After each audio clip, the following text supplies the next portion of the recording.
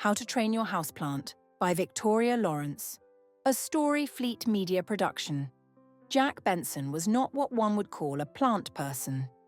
In fact, the only green things in his life were the dollar bills in his wallet and the occasional mold in the back of his fridge. But all that changed on his 30th birthday, when his eccentric Aunt Gertrude presented him with a gift that would alter the course of his life, a potted plant. "This is no ordinary plant, Jack," Aunt Gertrude said with a mysterious twinkle in her eye as she handed him the leafy potted specimen. "His name is Phil. Treat him well." Jack stared at the plant, Phil apparently, and then at his aunt. Thanks, I think." Aunt Gertrude patted his shoulder and whispered, "Just remember he likes jazz." Before Jack could ask what that meant, she was gone, leaving him alone with the oddly named houseplant. Jack had no idea how to take care of a plant, let alone one with a name and a preference for jazz. He placed Phil on the windowsill in his small apartment, shrugged, and went about his day, quickly forgetting about his leafy new companion. But Phil had other plans. Over the next few days, Jack began to notice strange things happening in his apartment. For starters, Phil seemed to be growing rapidly. Every morning the plant was visibly larger than the day before, its leaves spreading out like tiny green hands reaching for something. Then there were the noises. At first, Jack thought he was hearing things, soft rustling sounds late at night, like someone flipping through the pages of a book. But there was no one else in the apartment. And then there was the music.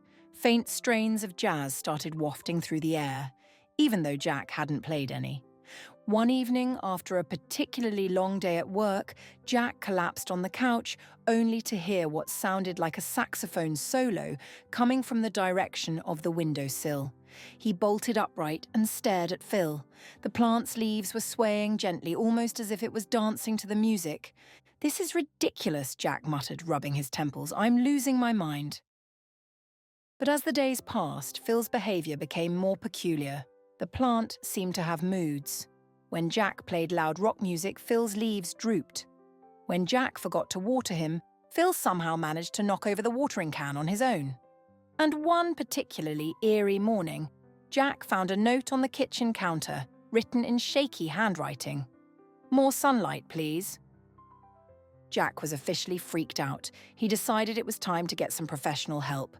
Desperate for answers, Jack found himself at the local gardening centre, explaining his bizarre situation to a clerk named Sheila, who looked like she spent more time with plants than with people. "You say your plant likes jazz?" Sheila asked, raising an eyebrow. "Yes," Jack said, embarrassed. "And it's been leaving me notes." Sheila stared at him for a long moment before nodding sagely. "Ah, I see. You've got a green menace." "A what?" "A green menace," she repeated. "Some plants are just more lively than others. They need more attention, a little more love, and sometimes they get a bit demanding." "Demanding? It's a plant," Sheila chuckled. "Not just any plant. Sounds like Phil is one of the rare ones. You're going to have to train him." "Train him? Like a dog?" "Exactly like a dog," Sheila said, completely serious. "Or he'll keep running your life." Sheila handed Jack a book titled How to Train Your Houseplant, a comprehensive guide, and wished him luck. Armed with the book and a newfound determination, Jack returned home and set to work. According to the guide, training a houseplant involved positive reinforcement, clear boundaries, and, oddly enough, a lot of patience. He started by setting rules. Phil was no longer allowed to play jazz music in the middle of the night. If Jack caught him sneaking water on his own, there would be no sunbathing the next day. And if Phil wanted to grow, he had to earn it, by behaving. At first, the plant resisted. Jack found more notes.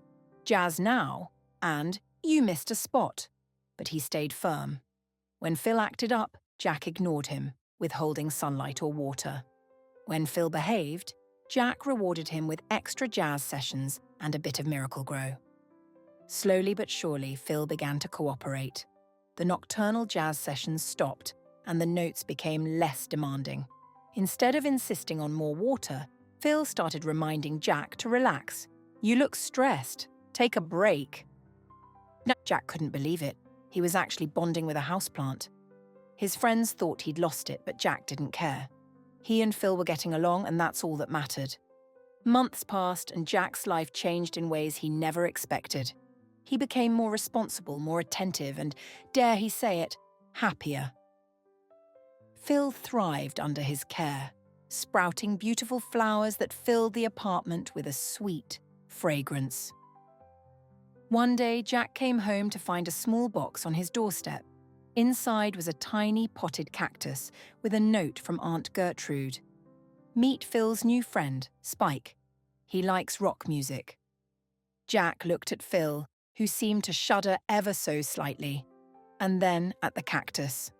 "Well, buddy," Jack said with a grin, "looks like we've got some training to do." Phil's leaves rustled in what Jack swore was a sigh of resignation.